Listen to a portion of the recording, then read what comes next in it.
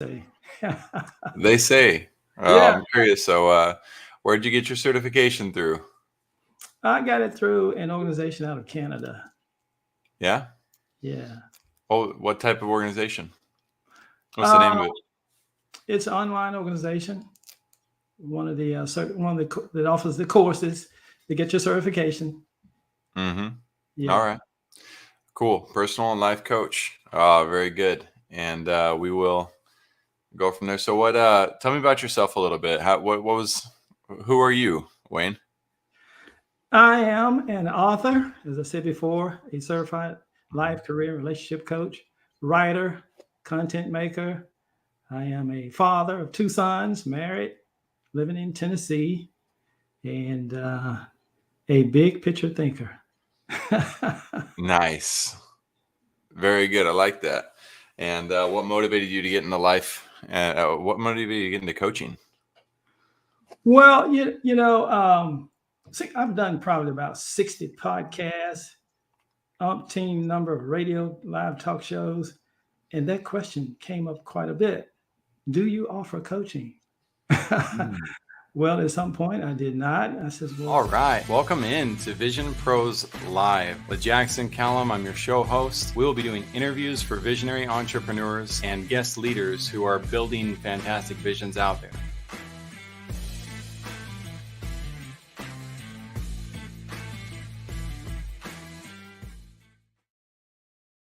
What's up, Vision Pros? Welcome into another episode of Vision Pros Live. I'm your host, Jackson Callum, founder and CEO of First Class Business. And I've got Wayne Faulkner on today. Wayne Faulkner is an author and a personal life coach, helps people with relationships as well. We're going to be diving into his vision, who he serves, how he helps others. He's based out of Tennessee, and he said, go volunteers when I talked to him. So I like I have a feeling he likes some college football, and it is the season. So we'll have some fun with that. And without further ado, let's go into sponsors, and then we'll take it off with Wayne. So iconmakerlive.com. I would check Icon Maker Live out if you have any interest in podcasting and growing a business. They have a program called Seven Figure Podcasting Program, and Tom Matson and Cheryl Pluff do an excellent job of running this event in Sage Studios. And in it, they had not only a great lineup, but they have an ability to run a mastermind that was just excellent. They talked about your Dream 100, but they also facilitated the process of getting to know people who might connect you to your Dream 100. And I hadn't been to mastermind as effective as the way Tom ran that. Cheryl and Danella, the other two founders, also brought their own unique expertise to the playing field, and it was really cool to see each one of them deliver such phenomenal impact for the people who are not only present in the room, but also the virtual aspect of that as well. If you want to look up Sage Studios, or if you go to iconmakerlive.com and take a look at some of the photos, you can just see how prestigious this particular production studio is. It's absolutely amazing. Capshow.com as well. CAPSHO.com is a number one AI copywriting software as ranked by digitalmarketer.com. We use it to produce show notes, to produce content for our show as well. What you do is you upload your audio or your video file, and then once it's in there, you just click on these buttons. And I recommend uploading a piece of content of yours that you're proud of. Click on the buttons for Twitter, LinkedIn, Facebook, your LinkedIn articles, your blog posts, generating sound bites. And the faster you click, the faster you'll get results, because the copywriter is then going to create content for you based on those topics. And now you can have an entire bank of content to support your episode. When it comes to these podcasts, only a few people are going to see it, especially in your beginning days, if you're not promoting it out there, if you're not getting it out there organically. So when you use that tool and you get that content, now you've got what you need to copy and paste, maybe make some edit tweaks, but now you can share that much more effectively and without burning the candle at both ends, where you're having to write the content as well as then distribute it. Now you can just focus on distributing, and the more you share that, the more likely you're going to get one person here, one person there, one person there. And next thing you know, if you've got 80 pieces of content, now you've got 80 more viewers who are coming in and looking at your episodes. So the statistics don't necessarily match up like that. In some cases, when you post, 80 people see it. In other cases, not very many people see it. But either way, the more you're posting, the more your distribution is getting out there, the more likely you are to enhance the growth of your audience. It's very important to get great quality content out there. And what better way to do that than if you're a good presenter with your voice, utilizing those clips to get an AI to write your copy for you. So without further ado, one other thing real quick, and that's the water project. If you are in a position to be able to give at least $1 or something to an entity that matters, to me, the water project is one of the best things that you can support. There are people all over the world who do not have access to clean drinking water, something we take for granted every single day. I'm not just talking about water that's not filtered. I'm talking about walking miles to get a bucket of water for their family that may not be sanitary. The water project focuses on different places in Africa that do not have access to water in remote villages, and they help them build a sand dam or borehole well or a suitable renewable source of water so that they can maintain it themselves. And what's really cool is when you donate to one of those projects, you get to see the outcome of the donation that you gave and how it affects the community. So I recommend supporting that. If you don't want to support that, support your own thing. Go give to something else that you know of that draws your heart and mind to it. So without further ado, now let's bring Wayne Faulkner on and let's talk his vision. Wayne, thanks for being here today. We appreciate you, man. Thanks for having me. Absolutely. So Wayne, for those who are curious, who don't know you, maybe don't even know me, who should be listening today? Why should they listen to you? And what are they going to get out of today's show? I would say any viewer or listener that has faced a challenge, whether it's a past challenge or a current challenge they're facing, I'm going to give you some ideas and information how to bounce back from those challenges or setbacks you may have chosen. The title of my new book, my second book rather, is Setback or Stepping Stone. It's your choice. So I want to let you know that you can change and improve and reinvent your life and yourself. Absolutely. I love that. All right. Let's talk about that vision you have. So as people get ready to bounce back or overcome their challenges, what's your vision for those that you serve? Well, I want you to know that, with all my might, it shall be done. You can use every fiber of your being to make your pivot, to go beyond where you are right now. You may not understand or know that, but after this broadcast, you will for sure, because things can change only if you want them to. You have to be so determined, you will say and declare with all my might, yes, I will accomplish this goal. Very good. So we're going to talk about the power of beliefs then. In that case, is what it sounds like. Yes. Good. Okay. And for yourself, over the next 10, 15, 20 years, Wayne, what's your personal vision? Where do you see yourself going? Well, I want to continue to write. I'm currently writing my fourth book. I'm about halfway done, and just continue to put out good content, good information, because I truly strongly believe that within my creative space, I want to do all I can to help this world be a better place. I like that. Books are a great way to leave a lasting legacy, aren't they? Yes, they are, for sure. Absolutely. Okay. Well, as we get ready to dive in, you know what? We're going to go a little bit differently today.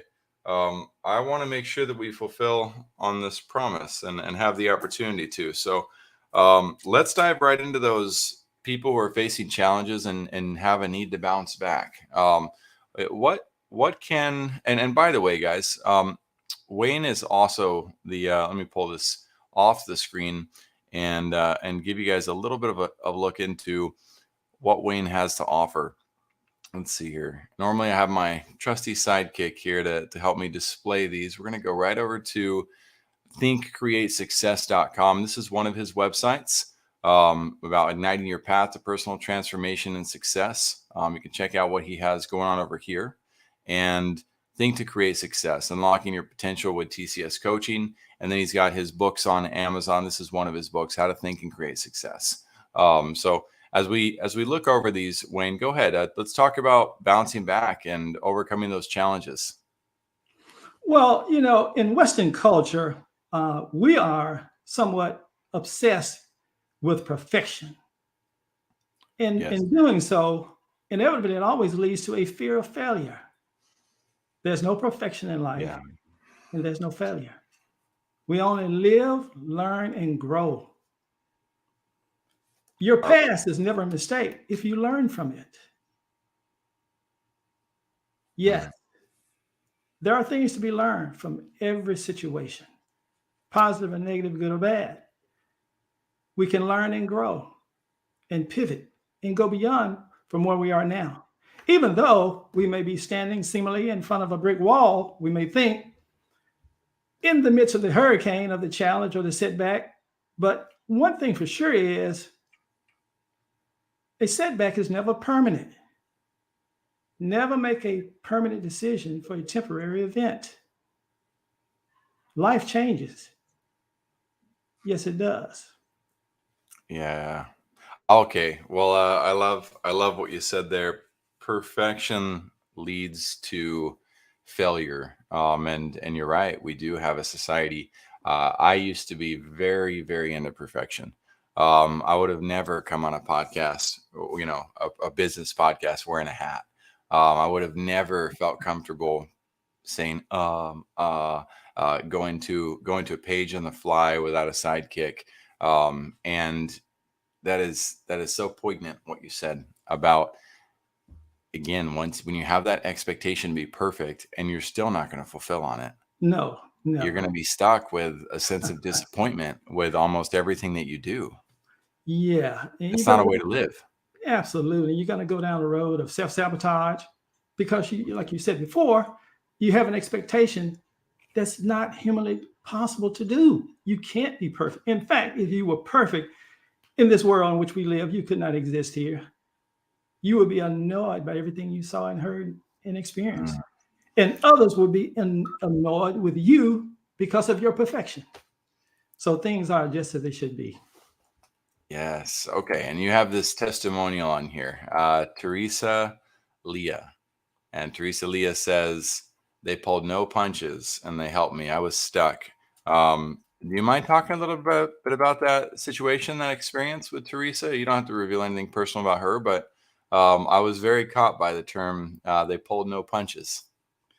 Well, it's just like the conversation that we're having now. You know, we want to be polite, courteous, and frank, but at some point you have to take it down where the rubber meets the road because sometimes people are so entrenched in their limiting beliefs and they don't want to let go of the programming in which at some point we all were programmed from birth with things that we had no control over in the programming process. So those things have to be identified, and sometimes it's a little uncomfortable to face, things that are, told to us that somehow we thought through life were, well, this is the way life is.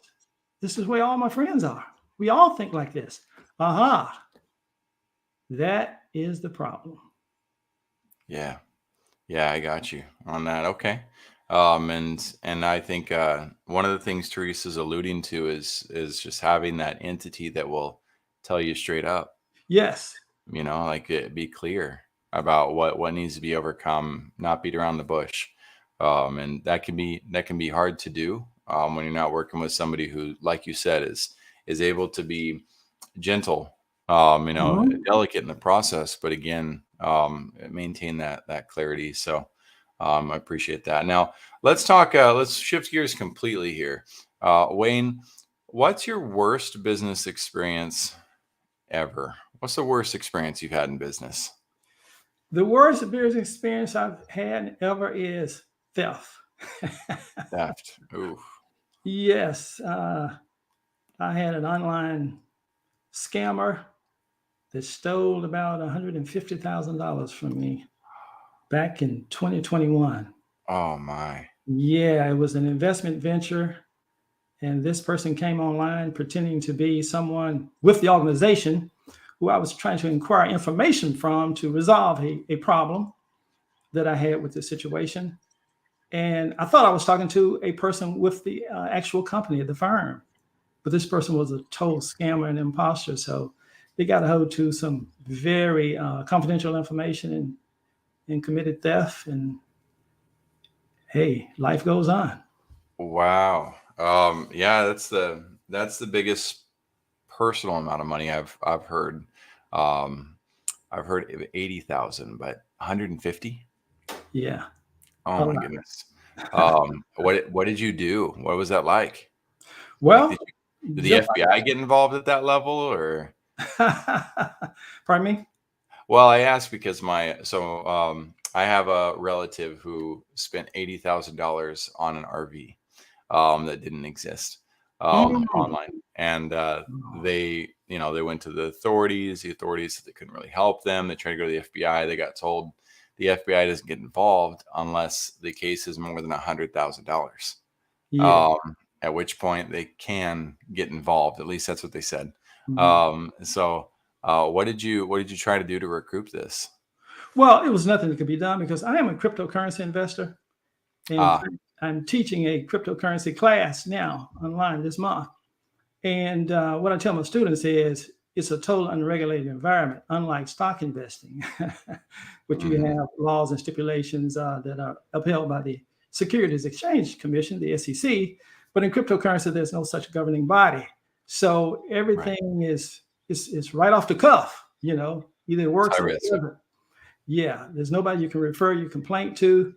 It's just a loss. It is. So that was a setback for me. I had to deal with that. And in my book, the writing of my book was timely for me as well as the audience that may read my book, because the very things I'm suggesting to my audience to do, I had to do because I had Mhm. suffered quite a bit of loss with $150,000 loss and money that was stolen from my account. So I had to bounce back, and I have. Absolutely. All right. So that is true, and that's the risk we face when we go for high risk, high reward transactions. For sure. And I'm Yes. glad you understand that. And I hope others do too. If you go into markets where you have less protection, then you just got to be aware that those realities can happen. So, on the flip side, what's your best business experience? My best business experience is bouncing back from the loss I had and taking everything, making a 360-degree turn to profitability. Nice. Yeah. Yes. Good. And go ahead and tell us a little bit more about that. What that bounce Well, back look like. you have to, what I decide to do, every morning I wake up and I advise my listeners and viewers and readers of my books to do the same thing, if you so choose.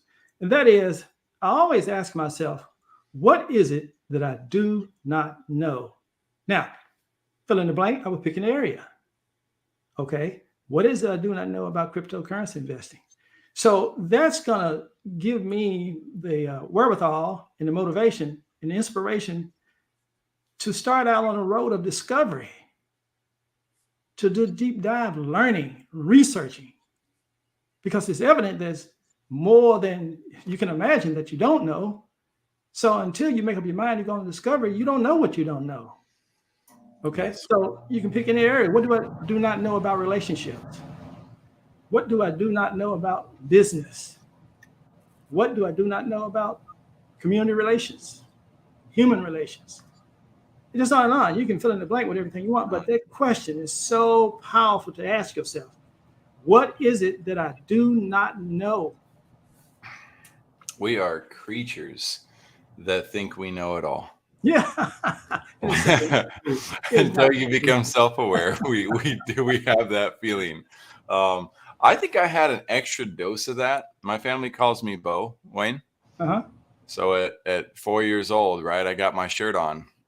Bo knows, Okay. right? Bo Yeah. Jackson, man, he knew Bo Jackson, everything. Bo yeah. knows. Bo knows Oh baseball. Bo no. knows Football. basketball. Bo knows football, right? So, Hmm. and I had to unlearn that. And everybody does. You go through that 4 to 8 year old phase. All kids. If you have kids in that age right now, by the way, and they say, I know, it gets so annoying, but they're just discovering what they do know and what they don't. Right? It's common. But some of us never grow out of that. You're giving us the power to do that right now with this phrase. So I'd Hmm. challenge you, if you're listening, start with something that seems ultra basic. What do I not know about water? Hmm. What do I not know about English? Yes. Is it hospital terms? Is it financial tax planning? Hmm. challenge your brain. It doesn't matter if it's relevant in one activity. It does if you're, long term. Then start looking Of at your course. career, start looking at your profession, start looking at how you want to help others. Hmm. This is Exactly. brilliant. That's a brilliant observation. I appreciate that. All right, what other powerful lesson can visionaries, people who are launching businesses, people who are on missions to make great global impact, what can they learn from your experience? Well, you learn that you have to let fears and doubts go. And change is inevitable, whether you're in line or in step with it or not. Everything must change. So know that wherever you are, you can start anew. But if you give up and you want to dwell on the past, you want to have a pity party. And I always tell people, say, okay, setback happened, go ahead and grieve. Yes, it's only natural. Grieve for a period of time. And hopefully you recognize it should be a short period of time. And after you grieve for a while, well, you got to snap back. So, okay, what's next? I got to get started again. I got to launch out. Yes, I got to move beyond this situation and use that situation as a catalyst to spring you forward in a direction you really want to go. All right. I had to cough. I'm still getting over this bronchitis, my friends. So it comes and it goes. But I want to ask you too, when you got this depth, and you obviously care about people. You wouldn't be a coach if you didn't. Mhm. My bigger question for you though is, why do you care? Why do you care about others? Oh, wow, that's a profound question. Yeah. Yeah, I strongly believe that, in life, you know, unconditional love is one thing is in short supply. Now, as humans, we have mastered one very unique thing, and that is judging ourselves and others. Oh, we're masters at that. we're, Yes, we we're are. masters at that one, part of our personality. We love to Instincts. judge, yeah, but can we equally love unconditionally with the same degree Hmm. of judging that we do? Most of us can't. We don't even think in those terms. So the way I care about people, in my third book, I have a unique chapter called Master of Observation, where I'm teaching the readers a very unique concept of how to handle judging, because we all are guilty of it, because we're programmed to do it. We have to Right. unlearn that behavior of judging. Yes, it's so easy to do. As a matter of fact, it's very difficult not to do it. But I have a concept in place that will give you the information how to get beyond that and put that behind you. But in doing so, in my life, looking out, my hope is to live in an environment where there's just absolute unconditional love for yourself and for others. Because you can't love anybody else until you love yourself. So it starts with me and you first. We got to learn to love ourselves. And like I said early on, don't let perfection get in the way of that. If you think you need to be perfect before you start loving yourself, or you have expectations that someone else hadn't met your expectations because you think they're not perfect, you're going down the wrong road. And you're always going to be frustrated with life because you're expecting someone else to be something that you can't be, which is perfect. Let it go and love yourself and others as they are. I And love it. always look for something. It should be something that you can identify in every person that you meet that you can admire. If you ever meet a person and there's not one thing that you have admiration Mm. about concerning that person, well, it's because you're judging. Right. Right. And blindly. Yes. These are principles from phenomenal long-term books. One of them from the 1800s is As a Man Thinketh. Hmm. I'll drop that in the reference list when we produce the show notes. That book has a beautiful passage where it talks about how, whoops, my apologies, how the virtues are what lead to our victories. The vices are what lead to our constraints. And while, if you're looking at the rich man and you're thinking, oh, he's rich because he's evil. No, he's rich because he's diligent, or he's rich because he learned how to negotiate and communicate with people, or he's rich because he studied mathematics. There's lots of aspects of diligence that go into that. Meanwhile, if you're looking at a poor man who's a great father, then a lot of times we as people associate the poor man and say, oh, he's poor because he's a great father. No, that's not the case. He's poor because he spends a lot of time being a father, and maybe he does not like to go to work. Maybe he does not want to produce finances. Maybe that's not something he cares about in life. The book does an eloquent job of explaining just that. I love the concept. I appreciate that you brought it up.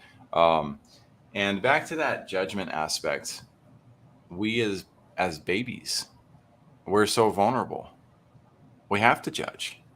We judge, who are we safe with? Are we safe with mom? Are we safe with dad? Where do we get our food from? Where do we get our water from? Where do we, who do we want to play with? Who's going to take our toy and steal it from us, or hit us, or bite us, or scratch us? There's so many things we have to go through. We come out as little judgment creatures. We, like you said, I love that. We got to unlearn that, and then learn to use active love, right? Not just seek love, but to produce it. Absolutely. Yes. Live it out. Be an example of it. Yes. And let that be a part of your life's mission to love. How have you gone about that, Wayne? Like, how did you come across this concept yourself? And what did the development of moving towards unconditional love look like for you? Well, I came about that through, I guess, partly due to my upbringing, and also to learning how the universe really works. A lot of things that we can't accomplish, that we should be able to accomplish, there are a few things that are serving as blockages that prevent us from having, being, doing whatever it is we choose to do in life. And usually it culminates in love, the lack of love. You're going to be happier. You're going to have a more happier emotional state. You're going to be a person that's empathetic toward others. You're going to have a more positive outlook on life. You're going to be more successful in your thinking. You're going to feel good about yourself and your whole environment and the world around you if it's rooted in love. Yeah, because what's the opposite of that? It's a place we don't want to go. Yeah. I'd agree with that. Now, you were also talking about judgment. I would like everybody who's listening, you have an opportunity to do an exercise, a self-awareness exercise. Wayne said something critical. He said that if there's a human being on this earth that you cannot look up to with a sense of admiration for a quality, for a virtue that they may possess, then you've got to, and correct me if I'm wrong on this, Wayne. And if I say anything wrong about it, I want you to correct me. But then you've got a blockage of judgment that's not allowing you to see. So if we were to look at some polarizing figures out there, people who are either greatly admired or greatly despised, your goal would be to write these names down on a piece of paper, and then right next to them, the thing that you admire, that you can admire about that individual. So Donald Trump, right? One of those names. Joe Biden, one of those names. Let's go ahead and put the opposites there together. Let's throw in a couple more. Obama and George Bush, right? Barack Obama, George Bush, Adolf Hitler, right? Those are all names that you can look at. Kim Jong-il, Kim Jong-un, I think his name is. But all of these individuals are people that, again, some of you listening may greatly admire, or you may greatly despise. So if we were to look at Hitler, Wayne, let's do a polarizing exercise on this. What is there to admire about a man that caused so much destruction and harm in the world? Wow, you chose a real easy character to work with on the first one. Yes, you did. Now, I did a very difficult one. Okay, so we're looking for a trait of admiration in Hitler. The one that immediately comes to mind with me is his ability to galvanize his philosophy and bring people together and have them accept his philosophy. He was a great persuader and orator. Great persuader. And he wouldn't have had the influence that he had if he had not been, right? Correct. And Yeah. I would say diligence, Yes. as well. Like, he exercised extreme diligence in the cause that he wanted, and no matter how dark it is, the Yes. diligence True. that he exercised to fulfill it, he used a virtue in a mission that I don't agree with at all, of course. Uh-huh. But if we Correct. don't have the ability to step back from our emotions Mm-hmm. and recognize those virtues, it's a blockage on us, not on that. It doesn't affect Hitler No. at all. It doesn't hold him back. If I can't see that, it only holds me back when I get so emotional that I cannot process what's happening, what's occurring in this situation.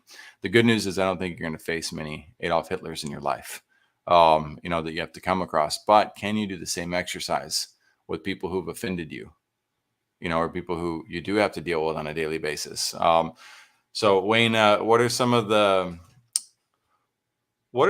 types of people or relationship personas that we come across in life that tend to challenge us the most? What do you think? Mm. You mean a particular type of personality or an individual? Or both? Either one. Either one. So I'll give an example of I like where you went with that. Type of person, I would love to hear from you. I'll go the easy route and choose the role of individual. So somebody who challenges and blocks us often, and that, again, that we allow to. It's more about how we allow it, isn't it? But our Yeah. spouse. Our spouses?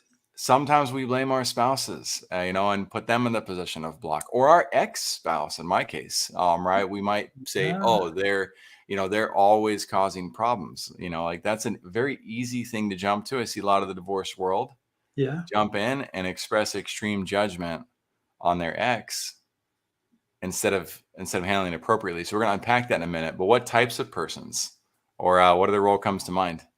Well, I would say, in my view, a person that who is so my good dogmatic in their thinking to the point where they do not want to accept any alternative point of view, and they So only you're want. talking about a Republican or a Democrat?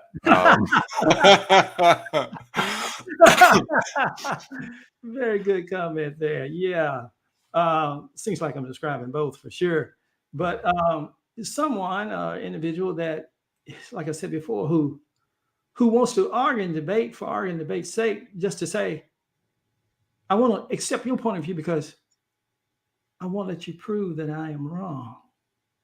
But the whole conversation is not being about being right. It's about having a dialogue about the topic under discussion. I'm not trying to debate and prove that you are wrong, but I'm trying to share my perception and philosophy on this matter. But you're attacking my thought process and my philosophy, and also it's becoming personal. Hmm. So that's where the judging is going to come about. When it goes beyond the topic of discussion into a personal situation. So, well, yes, I can be attacked because what we all know, what I'm not perfect. Yeah. So my armor is not very thick. Ah, Yeah, when it comes to that. So plus I could turn the same light on you as well. But where do we go from there? We just right. And spiral down into chaos. to simplify some of that too, what you may be talking about is you get into that political argument, right? Or that argument that's supposed to be about a perception or a perspective. Yes. And next thing you know, the person you're talking to says, "You're an idiot, Wayne." Yeah. Right. They take it out of the dialogue. They get trapped in the situation where they Mhm. can't influence you. They can't express themselves to the degree they want to, and they turn around and they just blanket label you and say, "Fine, I'm done with you. You're an idiot." Yeah.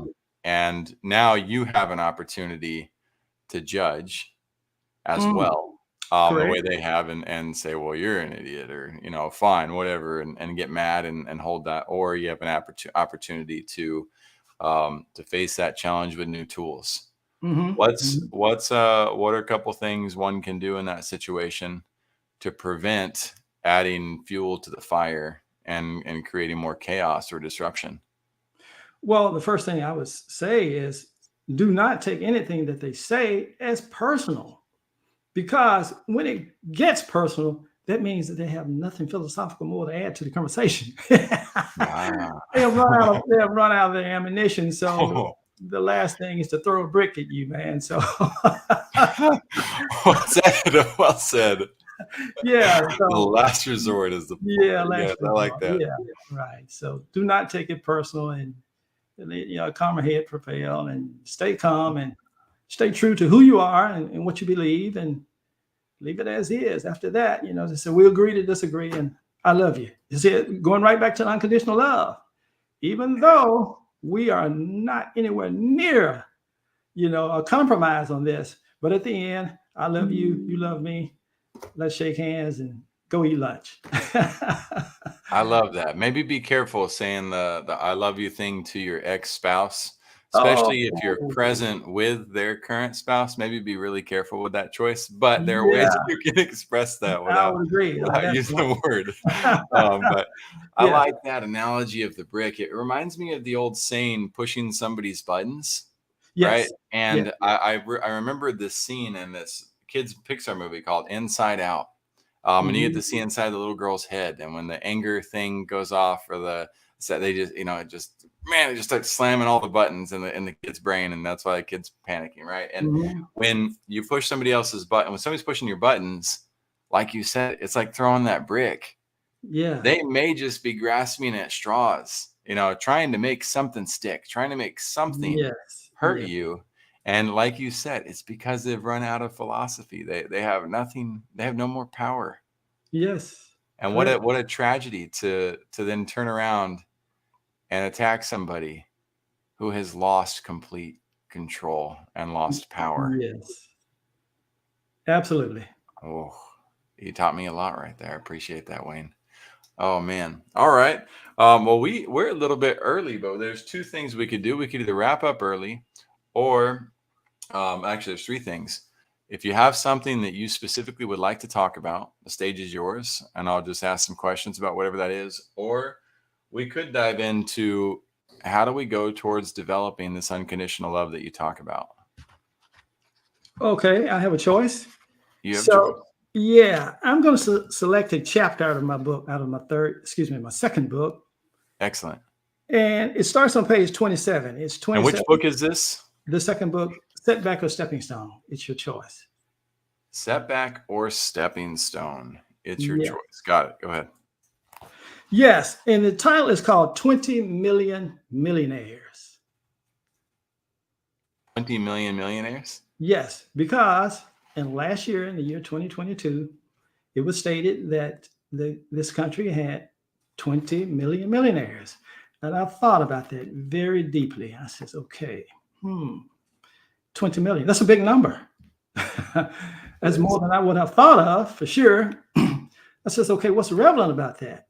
Well, I'm sure at some point, like in 21 and 2019, apparently there was not 20 million, but this number has grown. And who knows where it's going to be in 23, 24, and 25 going ahead.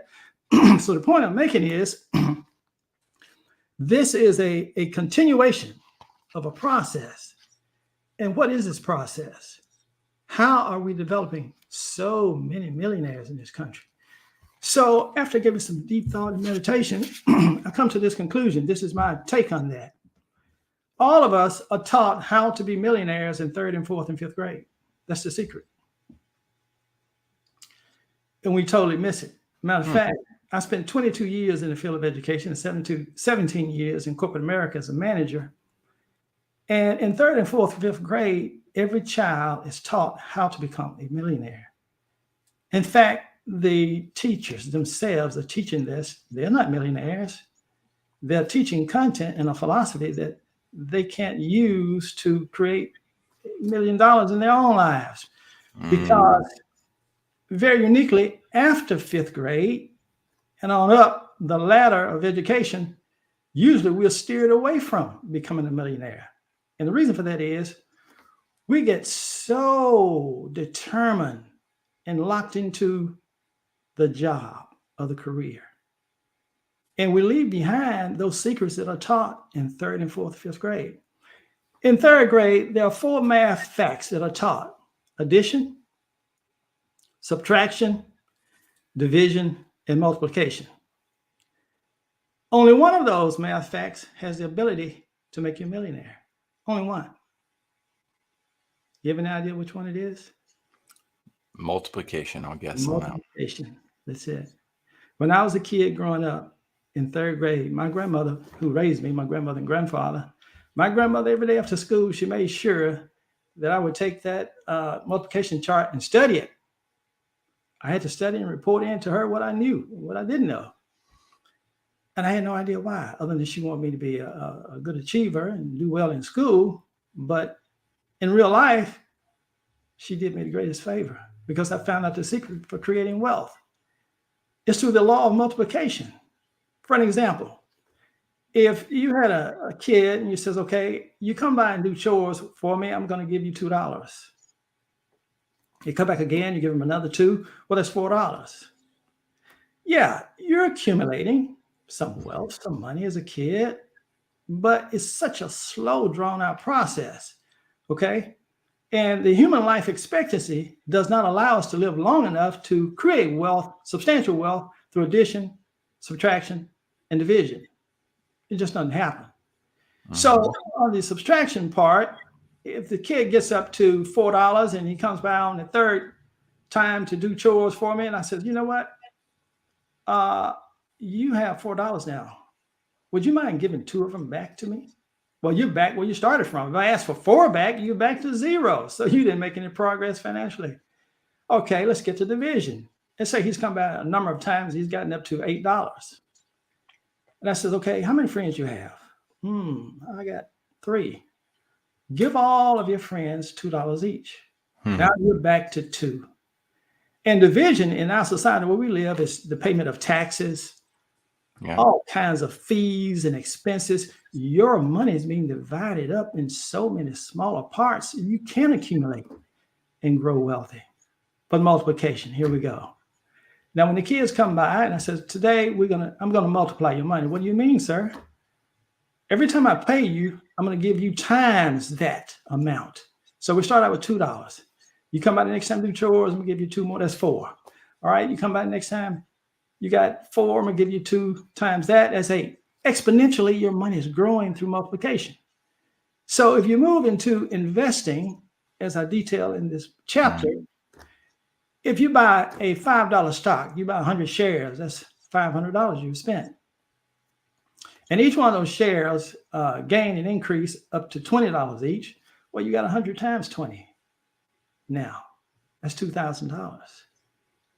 You started out with a $500 investment that has multiplied up to 200. And if it's a dividend paying stock, as I described in the chapter, it's growing even more exponentially. So only through the law of multiplication can you grow wealthy. You have to use a tool, or a honest and legal and morally right tool, I'm sure, that you can multiply your wealth. Adding, subtraction, division cannot do it. It's only through the law of multiplication. Excellent topic. Wow. And, it's so funny. You opened my eyes. I started to think about my education from 3rd to 5th grade as well. And while you're diving into the stock side of it, the compound interest on savings as you accumulate regularly, right? Create that habit of dedicating yourself to this concept. You're right. We learned it right there in 3rd, 4th, 5th grade, along with entrepreneurship in 4th grade. That was fun in 5th grade in my school. But that multiplication factor, fantastic lesson for anybody to be thinking about, and realizing that you do have more control than you realize over utilizing the assets that you have. And some of that requires some discipline, right? Some of that requires, maybe going without Netflix. Yes. Some of that requires maybe going out without Disney Plus. Some of that requires maybe downgrading that bandwidth of your internet from 300 to 100. It's not going to make much of a difference. There's ways that you can use your funds more wisely for the long term, but there's a discipline and routine and habit and mindset that, and I'm sure other virtues as well, that you have to make a conscious effort to say, I'm going to change the way I do this. All of us do. Yes, yes. And becoming self-aware, as you just mentioned, when you think about money, my grandparents taught me very detailed that when you are an adult and you become responsible and accountable, you got to do two things when you earn money. You got to take care of your living expenses, and you must take care of your financial obligations. That was the end of the story. The other part they did not tell me, even though I still love them so, is this. If you have $100 and $70 is needed to take care of your living expenses and satisfy all your financial obligations, you have $30 left. One portion of that $30 must be used to make more money.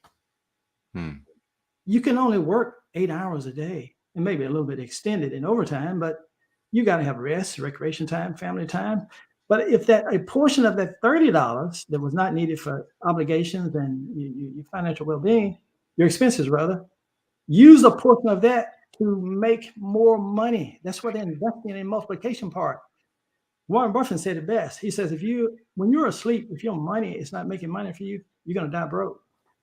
Yep, absolutely. Yeah. So when I was a teenager, I met a very wealthy banker, and I asked him, how to get to where he was. What advice does he have? And he said, it's really simple. He said, follow the 80-10-10. The 80-10-10 rule. He said 80% for living expenses, 10% for savings, 10% to God.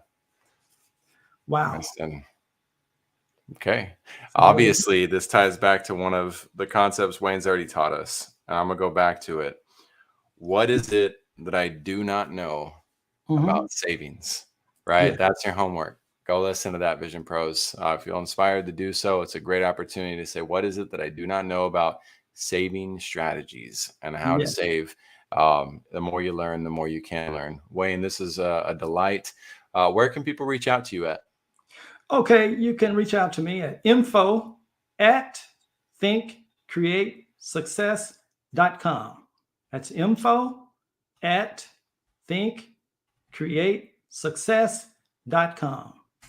Awesome. My friends, that is in the show notes now. Wayne, it's been an honor to have you here. I'll catch up to you right after the show. And everybody, thank you so much for tuning in to another episode of Vision Pros Live, and we look forward to seeing you on the next one. Have a fantastic day.